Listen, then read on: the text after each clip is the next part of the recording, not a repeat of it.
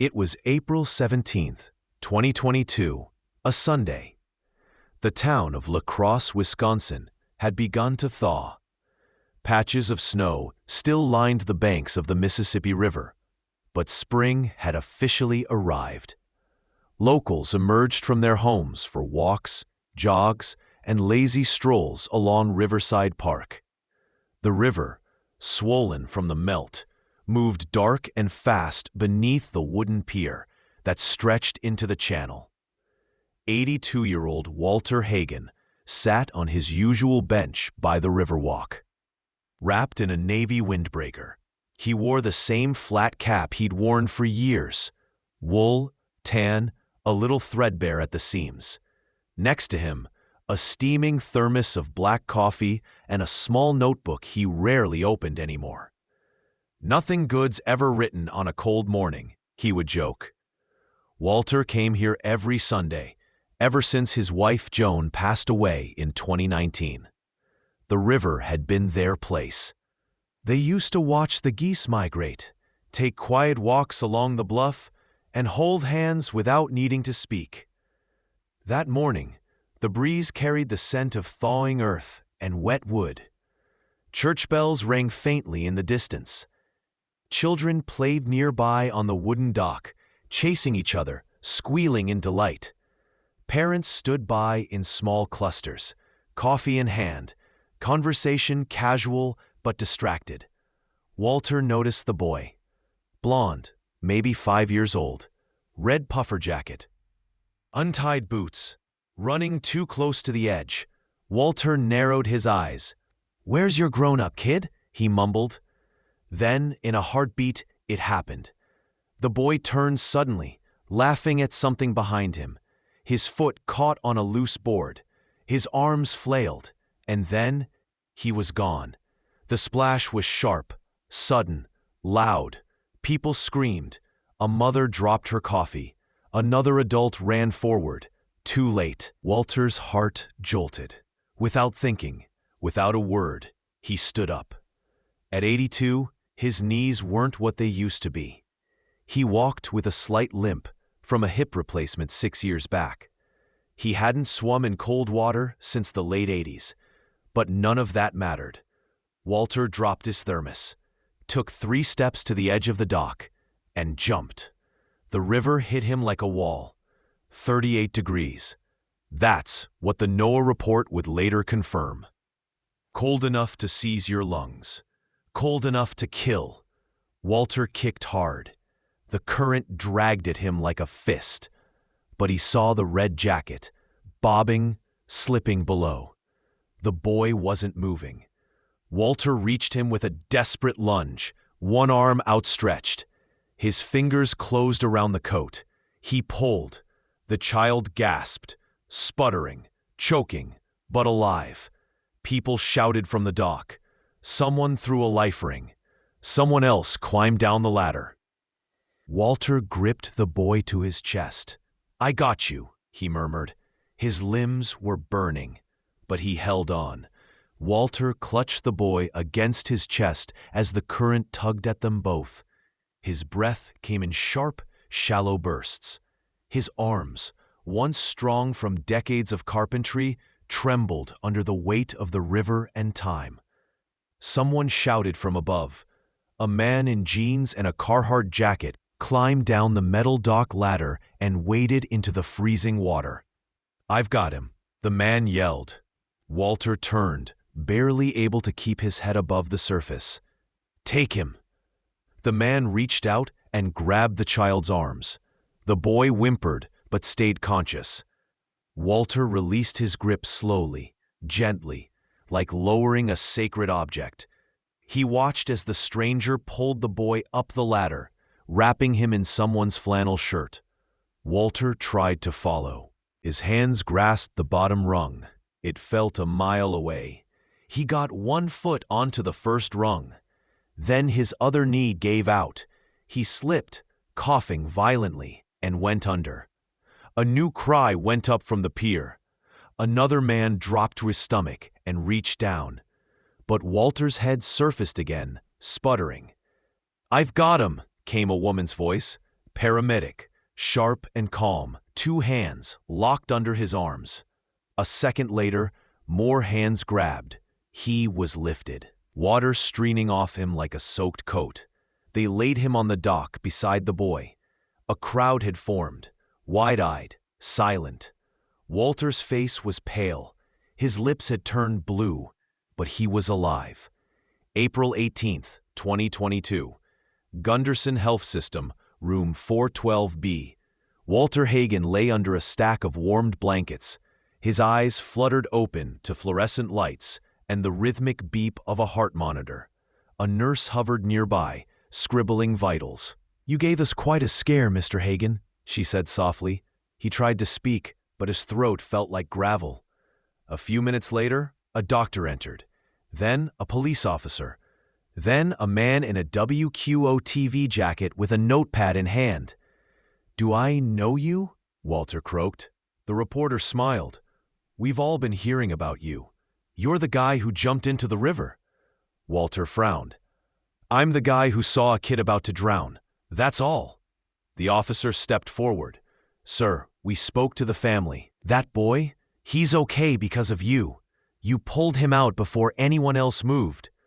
Walter looked away. "He's all right? He's home now, warm, no water in the lungs. His mother wants to meet you." Walter gave a tired nod. "Maybe later." That night, local news ran the story under the headline, "82-year-old hero saves boy from frigid Mississippi River." They showed footage of the pier, interviewed witnesses, even aired a blurry cell phone clip of Walter in the water, one arm around the child. They called him brave, a miracle, an inspiration. Walter turned off the TV before the segment ended. 3 days later, Walter sat upright in a wheelchair, dressed in a hospital gown, robe draped around his shoulders. The spring sun shone faintly through the window. A soft knock came at the door. Then it opened. A young woman entered, eyes red from tears, clutching a small stuffed turtle in one hand. Behind her, a boy with a mop of blonde hair peeked out, wrapped in a gray hoodie 2 sizes too big. "Mr. Hagen?" she said. Walter nodded, gently. "You must be his mother." "Yes, sir. I'm Emily, and this is Tyler." Tyler looked up at Walter and blinked. For a moment, no one spoke. Then the boy walked forward, quietly, slowly. He reached the edge of the bed, pulled the stuffed turtle from behind his back, and held it out. "This is for you," he whispered. "You saved me." Walter's throat tightened. He took the turtle in both hands. "You okay, son?" he asked, voice hoarse. Tyler nodded. "It was cold, but you were warm." Emily stepped closer. "They said he wouldn't have lasted more than another minute in that water. I didn't see him fall. I turned for just a second." Her voice cracked. "You gave me my baby back." Walter looked down at the boy, then at the mother. He gave a slow nod. "I've had children," he said, "and grandchildren. I'd do it again, even if I didn't make it out." Emily wept silently, covering her mouth. Tyler reached up and hugged Walter's arm. In the weeks that followed, the story spread far beyond La Crosse. NBC picked it up, then CNN, then the Associated Press. Letters arrived from across the country, some from strangers, others from veterans, others from young parents. One note simply read, "You reminded us what it means to be human." Walter was invited to speak at a town hall. He declined. He wasn't a public speaker. "I don't need applause," he told his nurse. "I need to walk back down to that river when the sun's up again." The mayor offered to name a bench after him. Walter asked if it could just be a plaque instead. One small line, nothing grand. They settled on, "To the man who jumped without hesitation, April 2022. He returned to the river 6 weeks later. Same bench, same notebook. This time, the notebook wasn't empty. He began writing again, not just stories, reflections about life, loss, and love that doesn't retire when the bones get old. By summer, the river had calmed. Tourists returned to Riverside Park. Children chased geese across the lawn. And every Sunday morning, like clockwork, Walter Hagen could be found on the same bench. But now, he wasn't always alone. Sometimes, Emily joined him, bringing coffee.